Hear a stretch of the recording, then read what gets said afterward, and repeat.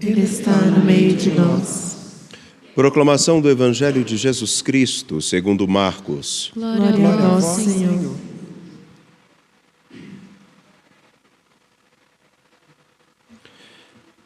Naquele tempo, Jesus dizia no seu ensinamento à multidão: tomai cuidado com os doutores da lei. Eles gostam de andar com roupas vistosas, de ser cumprimentados nas praças públicas. Gostam das primeiras cadeiras nas sinagogas e dos melhores lugares nos banquetes. Eles devoram as casas das viúvas, fingindo fazer longas orações. Por isso, eles receberão a pior condenação. Jesus estava sentado no templo, diante do cofre das esmolas, e observava como a multidão depositava suas moedas no cofre.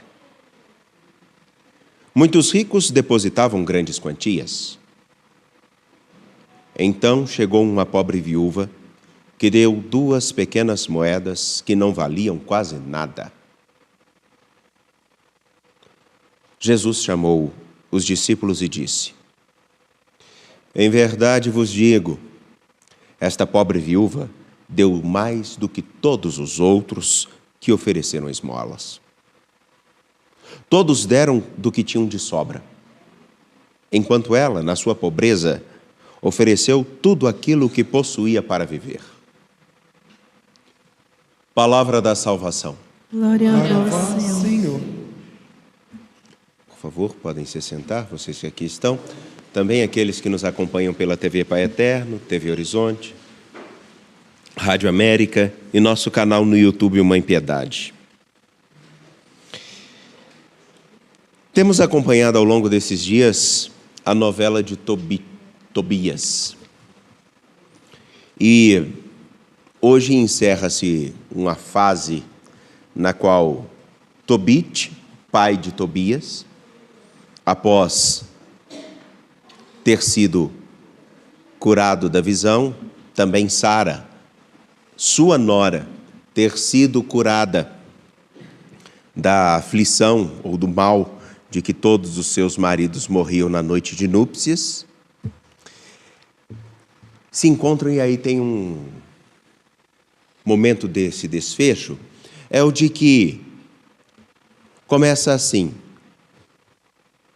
dê um salário a esse rapaz que te acompanhou, Tobias, e uma outra parte, dê um pouco mais, porque ele te acompanhou nas suas andanças e é importante pagá-lo. E aí vem toda uma saga, porque aquele companheiro de Tobias era, na verdade, o anjo Rafael. Ele próprio se define assim, um dos 7 anjos que diante de Deus estão sempre a louvar. Mas aqui tem uma sentença e uma frase que é muito significativa e muito preciosa. Porque a tentação de Tobit é de pagar, é de retribuir. Mas Rafael diz outra coisa, pede outra coisa. Bendizei e cantai o seu nome, o nome do Senhor. Manifestai a todos os homens as obras de Deus, como é justo, e não hesiteis em expressar-lhe o vosso reconhecimento. Não hesiteis em expressar-lhe o vosso reconhecimento. Então não era simplesmente um pagamento. O pagamento viria justamente em reconhecer o que ele fez, o Senhor fez a Tobit, a Tobias, a Sara. E no versículo 8, tem uma coisinha assim, sutil, como uma boa luta na qual a pessoa desatenta recebe os 2 pés no peito. Mas essa parte geralmente a gente pula. Versículo 8 do capítulo 12 do livro de Tobias. É valiosa a oração com o jejum e a esmola com a justiça. Melhor é dar esmolas do que acumular tesouros. Aí a gente já começa a esquecer, essa parte a gente não escuta muito não. A esmola livra da morte e purifica de todo pecado. Os que dão esmola serão saciados de vida. Interessante, na tradução em português de Portugal, vai ter um modo de falar que vai traduzir muito bem aquele ditadozinho que a gente tem. O pouco com Deus e o muito sem Deus é nada. A esmola, a oração e o jejum são bases importantíssimas da espiritualidade do povo judeu. Entretanto, não é qualquer esmola, não é qualquer oração e muito menos qualquer jejum. E também isso não justifica simplesmente que o nosso reconhecimento deva ser a partir de uma vida que louva a Deus. E eu vou explicar exatamente o porquê. Aqui, a esmola, a oração e o jejum indicados no livro de Tobias está literalmente vinculado a uma convicção de que a melhor forma de retribuir tudo o que recebemos daquele que nos sustenta é oferecer a nossa história. Porque uma oração, ela pode ser extremamente carregada de vaidade e de indiferença. Como também a nossa esmola pode ser uma mera forma de dar à nossa consciência um pequeno alívio diante de outras tantas ignorâncias que fazemos.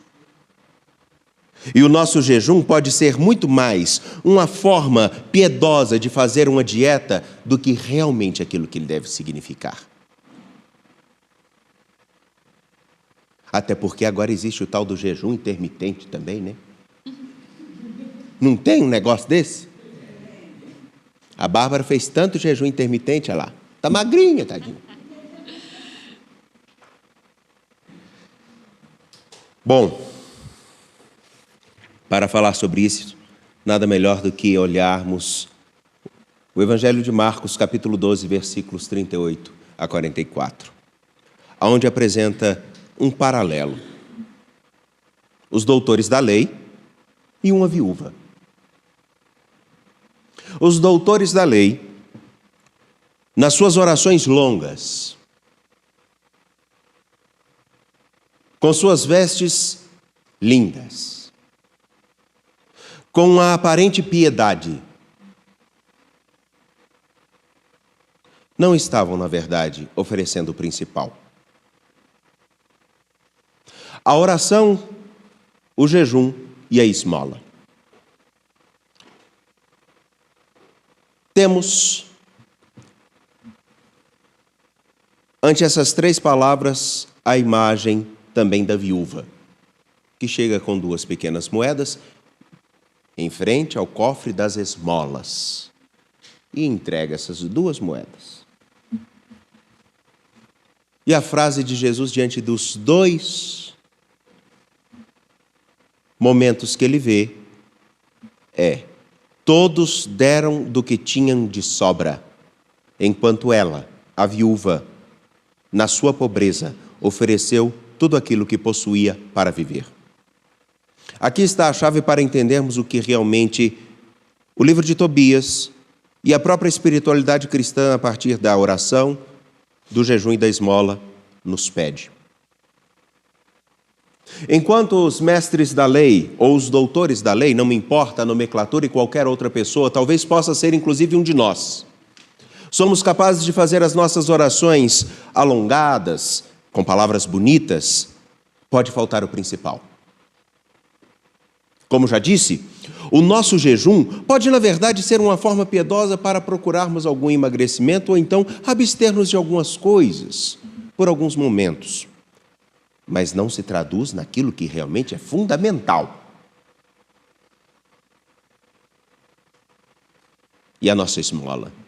Podemos dar moedas ou podemos dar quantias vultosas, como aqueles que iam até o templo e ofereciam, mas faltar ainda o fundamental.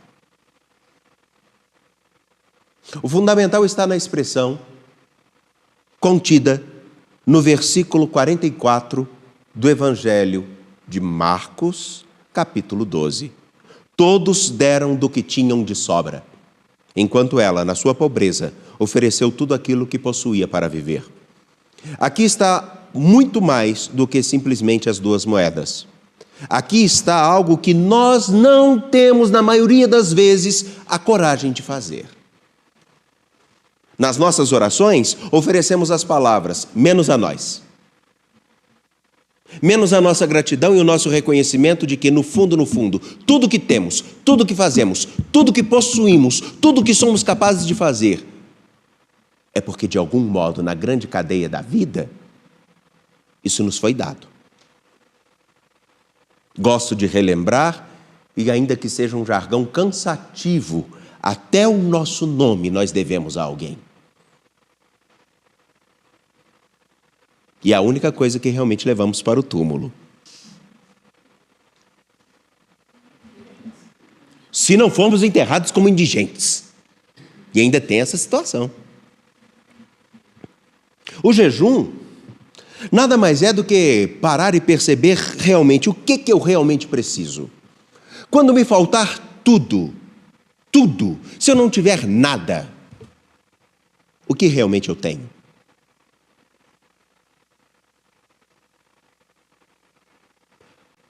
Sabem aquele momento, e digo de cadeira, aquele momento onde o dinheiro não é o suficiente, você está completamente sozinho, num lugar que você não conhece ninguém.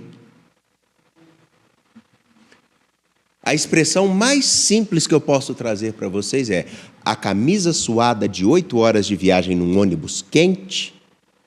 Me perdoem a expressão, as peças mais íntimas nossas, fedendo de suor, com o dinheiro somente para entrar num hotel para não dormir no relento, não poder comer, e o próximo ônibus só existirá depois das 3 horas da tarde no outro dia. Quando não tem nada. E só tem você. O que realmente é necessário? Ou é a força de continuar, o desejo de persistir e a convicção daquilo que precisa se fazer, ou então vivemos uma catástrofe. O jejum é uma forma de nos instruir e aprendermos o que realmente precisamos. E não precisamos de muito. A esmola, disse e repito, algumas obras sociais podem ser, na verdade, uma forma vultosa de arrancar dinheiro, porque existem. Não precisamos fazer esforço, porque vemos muitas obras acontecendo em muitos cantos e vários escândalos. Inclusive religiosas.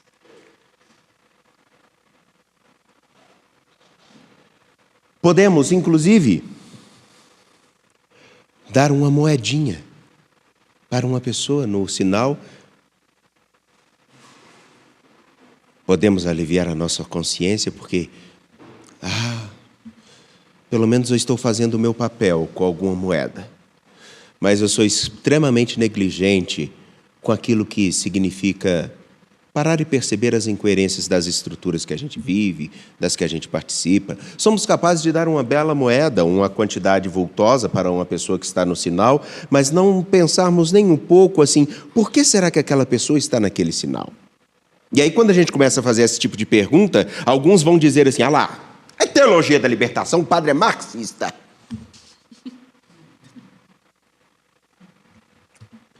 E definitivamente eu não sou.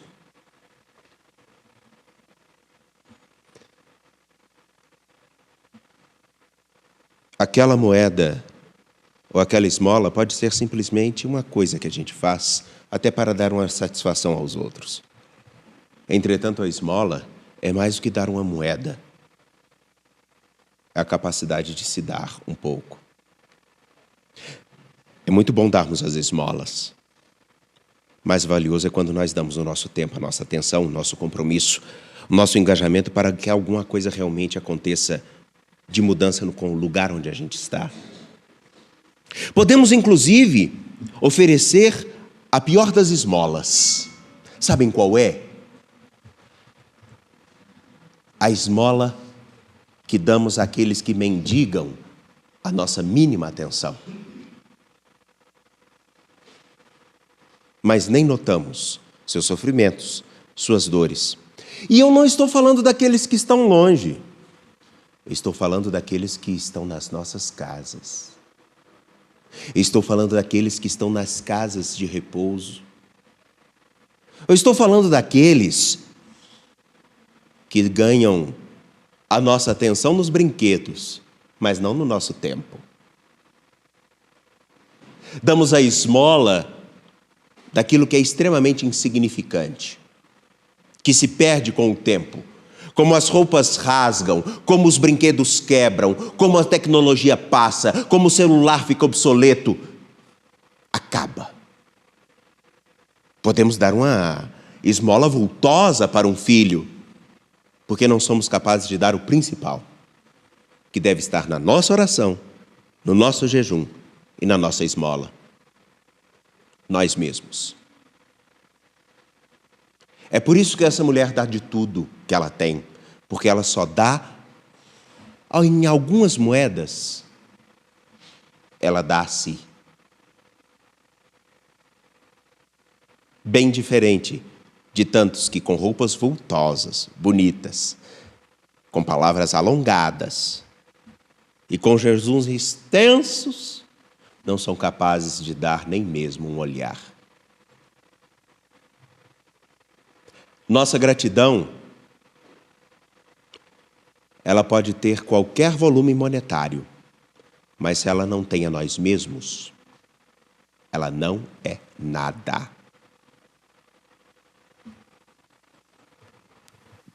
A minha pergunta é, na sua oração, no seu jejum, na sua esmola, quem ou o que você oferece?